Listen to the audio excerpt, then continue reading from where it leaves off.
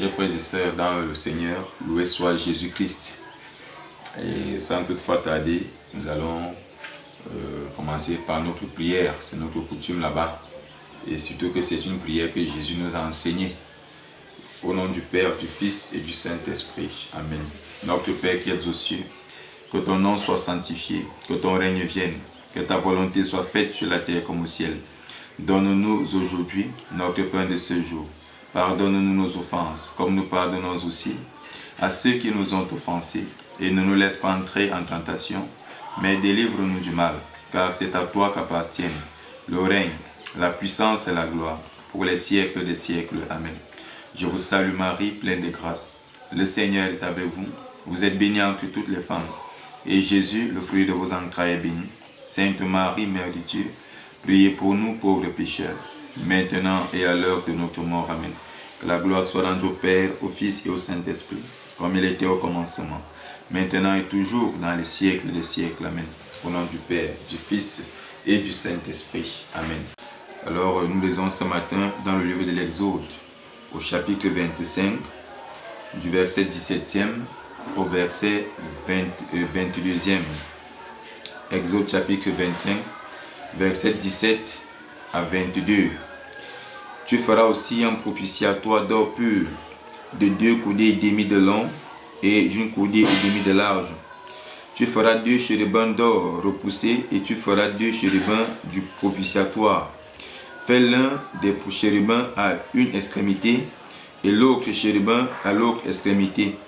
Ils feront les chérubins faisant corps avec le propitiatoire.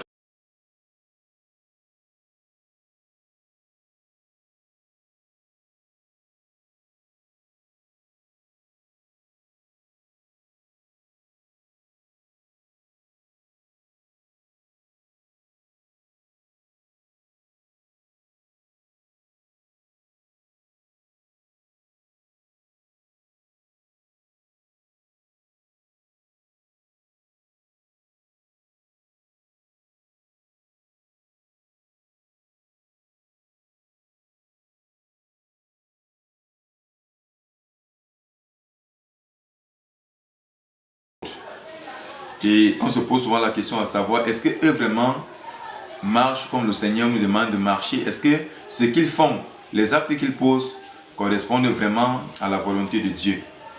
Ce matin, en lisant le passage de l'Exode, nous voyons bien que le Seigneur a déjà planifié par son serviteur Moïse de lui bâtir un sanctuaire.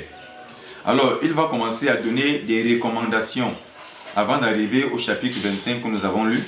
Mais plus tard, il va exiger à Moïse, il va ordonner que Moïse façonne, ou alors qu'il fasse 2 chérubins qu'il va placer à l'entrée du sanctuaire.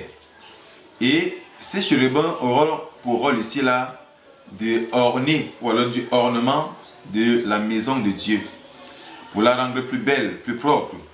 Et nous savons en réalité que les chérubins, c'est les anges. Mais parmi les anges, nous distinguons 9 cœurs. Et que les chérubins en font partie de l'un de ces cœurs d'anges-là. Et comment est-ce que Dieu lui-même peut dire à Moïse de prendre des chérubins et de les placer à l'entrée de son sanctuaire? Mes frères, arrêtons souvent de vouloir juger des gens par des choses même que beaucoup ne comprennent pas. Je vais vous expliquer un phénomène sur ce qu'on appelle les signes. Tout ce que vous voyez sur les autels catholiques aujourd'hui là, les icônes de la Vierge Marie, de Saint Joseph, de Saint Michel Archange, de n'importe quel saint, Sainte Rita, Sainte Jeanne d'Arc et bien d'autres. Il faut comprendre que ces images ou alors ces icônes sont là justement pour honorer ces personnes-là. Cela ne veut pas dire qu'ici nous les adorons ou alors que ce sont nos dieux là-bas, non. Il y a ce qu'on appelle les signes. Quand vous arrivez par exemple dans mon village, vous allez voir en bordure de route des palmes qu'on met quelque part. Peut-être qu'on les fixe à côté des manguiers ou alors on les fixe simplement par le sol. Et les palmes là ont une signification. Pour ceux qui vont passer, qui sont peut-être étrangers, qui ne comprennent pas, ils vont se dire que les palmes là, ça voudrait dire que c'est le dé. Or, pour les connaisseurs, ils vont dire que comme il y a les palmes ici, et tellement c'est encore fait là, ça veut dire que derrière là-bas, on est en train de vendre le vin de palme. Pour beaucoup d'autres villages aussi, vous allez trouver les sachets de King Arthur, les sachets des boîtes ou alors des bouteilles de bière qu'on va mettre en bordure de route pour indiquer simplement que là-bas derrière, on vend le vin ou bien on vend les King Arthur ou alors on vend juste l'alcool. Donc c'est aussi ça l'église aujourd'hui. Il y a ce qu'on appelle les signes. Quand on a par exemple devant nous l'icône de la Vierge Marie, la Vierge Marie qui est ma mère, qui est notre mère, qui est la mère de l'humanité, parce qu'elle est celle qui a dit oui à l'archange Gabriel. Elle a dit oui à l'Esprit Saint. Si elle n'avait pas dit oui, certainement l'humanité ne serait pas sauvée aujourd'hui. Donc lorsqu'on la voit présente sur l'autel de Jésus, sur notre autel, ça veut dire que mes frères, on est là pour l'honorer. Et elle a dit dorénavant, désormais, toutes les générations me diront bienheureuse. Donc le fait qu'elle soit présente là, c'est un signe qui indique que derrière, ou alors à l'intérieur, elle est effectivement présente. Et que l'on puisse croire à cela. Je vais vous lire un autre passage pour que vous compreniez un peu mieux. Et que vous compreniez que Dieu lui-même ne nous ordonne pas d'adorer ou bien des images ou bien ici, mais de l'adorer. Mais d'honorer ceux maintenant qui ont pour rôle, qui ont marqué l'histoire de l'Église.